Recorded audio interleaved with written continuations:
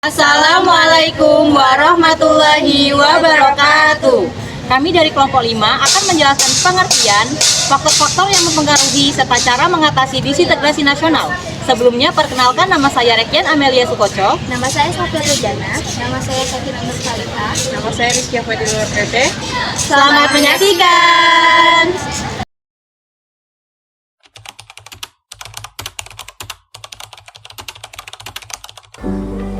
Faktor-faktor penyebab disintegrasi bangsa itu ada faktor internal dan eksternal.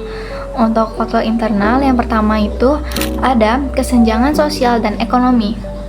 Secara kasarnya, status sosial dari seseorang dibedakan berdasarkan masyarakat kaya maupun miskin. Kesenjangan ekonomi mengakibatkan seseorang mengalami pengangguran. Kecemburuan sosial ini dapat menimbulkan konflik yang mengancam disintegrasi bangsa. Yang kedua, ada korupsi dan penyalahgunaan kekuasaan. Dalam kehidupan bernegara, oknum pemerintah seringkali menyalahgunakan kekuasaannya demi kepentingan diri sendiri.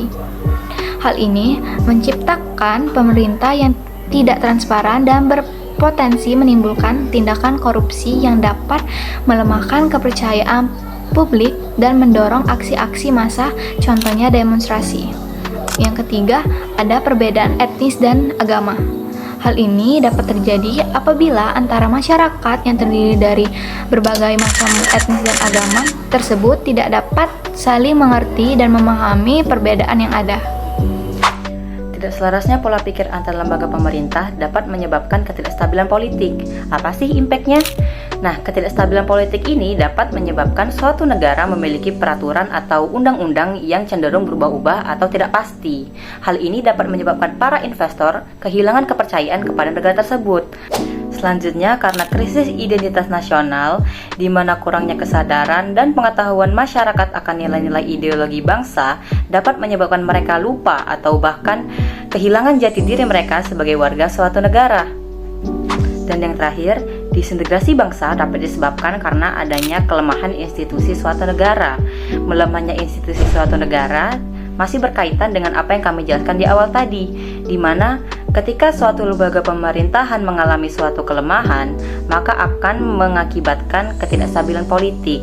Hal ini dapat disebabkan oleh beberapa faktor, salah satunya karena dipilihnya suatu tenaga pemerintahan yang tidak ahli di bidangnya. Nah teman-teman, di sini ada yang udah tahu belum apa aja sih faktor eksternal dari penyebab disintegrasi bangsa? Nah, yang pertama itu ada intervensi asing. Sumber pangan dari negara lain atau organisasi nasional itu dapat memperburuk ketegangan dan konflik internal. Yang kedua ada pengaruh globalisasi. Arus globalisasi yang cepat seperti masuknya budaya asing dan ekonomi internasional itu juga dapat mempengaruhi stabilitas domestik loh jika tidak ditanggapi dengan bijak. Yang ketiga itu ada tekanan ekonomi global. Krisis ekonomi global atau fluktuasi pasar internasional bisa berdampak negatif pada ekonomi domestik. Di antaranya perubahan kebijakan perdagangan internasional, sanksi ekonomi, atau juga krisis keuangan global. Dan yang terakhir itu ada konflik regional. Itu ketegangan atau konflik di negara tetangga juga dapat mempengaruhi stabilitas negara secara langsung atau melalui migrasi dan penyeberangan perbatasan.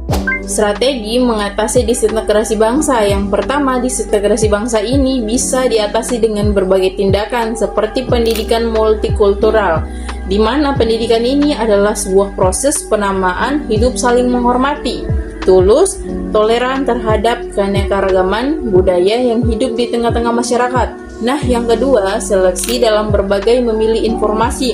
Nah, karena sekarang ini sudah banyak sekali yang berusaha untuk memecah belah bangsa. Nah, yang ketiga, strategi mengatasi atau mengajarkan patriotisme. Arti masyarakat harus mulai berpikir bahwa kepentingan negara ini jauh lebih penting daripada kepentingan pribadi. Nah, yang keempat, meningkatkan rasa kepercayaan masyarakat demi memecah disintegrasi bangsa. Apabila masyarakat ini sudah kehilangan kepercayaan, mereka akan menilai bahwa lembaga negara sudah tidak lagi memiliki netralitas dan kredibilitas.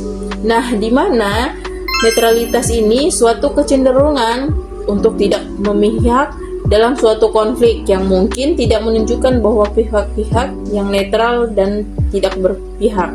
Nah, yang kedua, kredibilitas ini karakter seseorang yang dianggap oleh orang lain sebagai penasehat terpercaya.